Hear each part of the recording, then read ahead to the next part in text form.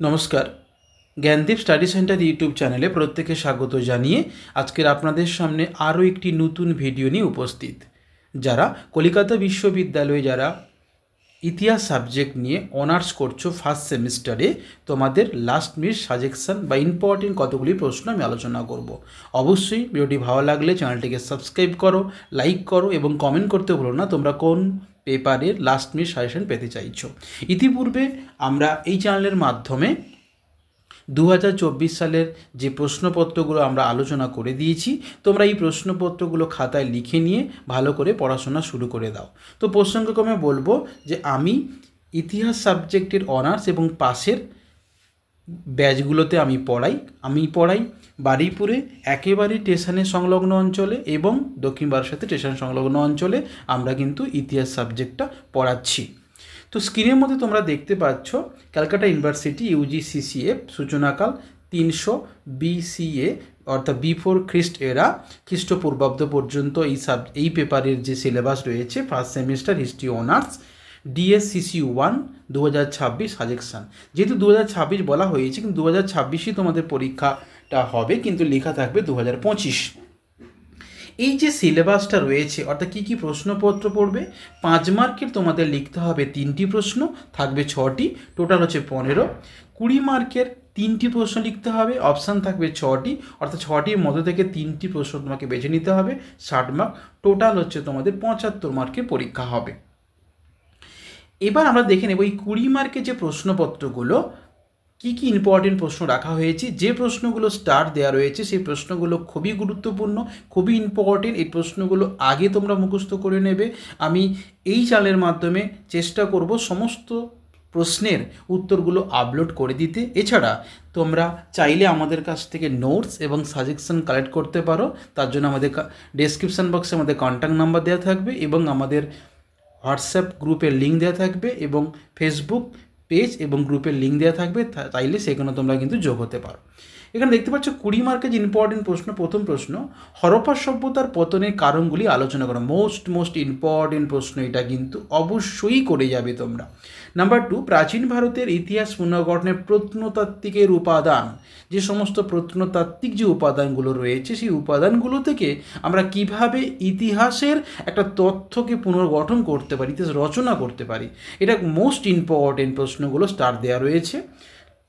Number 3, প্রাগৈতিহাসিক ভারতে শিকারী খাদ্য সংগ্রহকারী আদিম মানবের খাদ্য উৎপাদক হয়ে ওঠার বিবর্তনের কথা, অর্থাৎ প্রাচীন যুগে মানুষের বিকাশ এবং বিবর্তনের যে ইতিহাস সেই ইতিহাসটা কিন্তু লিখতে হবে 20 মার্কে, মোস্ট ইম্পর্টেন্ট প্রশ্ন। নাম্বার 4, আর্যদের আদি বাসস্থান সম্পর্কিত বিতর্কটি আলোচনা করো। মোস্ট ইম্পর্টেন্ট প্রশ্ন এইগুলো। নাম্বার 5 যে ইম্পর্টেন্ট প্রশ্ন রাখা হয়েছে, মগধ সাম্রাজ্যের উত্থানের কারণ হিসাবে ভৌগোলিক ও অর্থনৈতিক কারণগুলি আলোচনা করো। এটাও কিন্তু মোস্ট ইম্পর্ট্যান্ট। নাম্বার 7 প্রশ্ন রাখা হয়েছে, প্রতিবাদী ধর্ম আন্দোলন হিসাবে বৌদ্ধ ও জৈন ধর্মের উত্থানের কারণ। এটাও কিন্তু মোস্ট ইম্পর্ট্যান্ট প্রশ্ন। নেক্সট, ঋগ্বৈদিক যুগ ও পরবর্তী বৈদিক যুগের রাজনৈতিক জীবন লেখো। এটা খুব একটা ইম্পর্ট্যান্ট নয়, তবে এই প্রশ্নটা হাতে রাখতে পারো তোমরা। নেক্সট আমরা বলবো ঋগ্বৈদিক নবপ্রস্তর যুগের বৈশিষ্ট্য বা নবপ্রস্তর বিপ্লব তাৎপর্য লেখো। যে গার্ডেন চাইল্ড নবপ্রস্তর যুগের বিপ্লব বলেছে, সেই নবপ্রস্তর যুগের বৈশিষ্ট্যকে আলোচনা করে কিভাবে বিপ্লব, কিভাবে উন্নতি ঘটেছিল প্রাচীন যুগে মানুষের, সেটা সম্পর্কে আমাকে লিখতে হবে 20 মার্কের। নাম্বার 10, ষোড়শ মহাজনপদ সম্পর্কে আলোচনা করো। যে 16টি মহাজনপদ ছিল, কাশী, কোশল, অঙ্গ, মগধ, বিজি, এই প্রত্যেকটার যে রাজধানীগুলো, তাদের যে বৈশিষ্ট্য, কে রাজ্য শাসন করত, এই সম্পর্কিত তোমাকে একটা 20 মার্কে আলোচনা করতে হবে। মোস্ট ইম্পর্টেন্ট প্রশ্ন রাখা হয়েছে। নেক্সট, হরপ্পা সভ্যতার বৈশিষ্ট্যগুলি আলোচনা করা মোস্ট ইম্পর্টেন্ট। আমরা প্রথমে আলোচনা করেছি হরপ্পা সভ্যতার পতনের কারণ এবং হরপ্পা সভ্যতার বৈশিষ্ট্য। এই দুটি প্রশ্ন হরপ্পা থেকে মোস্ট ইম্পর্টেন্ট প্রশ্ন, এইগুলো আগে তোমরা মুখস্থ করে নেবে। নাম্বার 12, মধ্যপ্রস্তর যুগে গুহা শিল্প সম্পর্কে আলোচনা করো। এটা অতটা গুরুত্বপূর্ণ নয়, তবে নাম্বার 12 বিদেশি সাহিত্যের গুরুত্ব আলোচনা করা, এটাও কিন্তু মোস্ট ইম্পর্টেন্ট প্রশ্ন।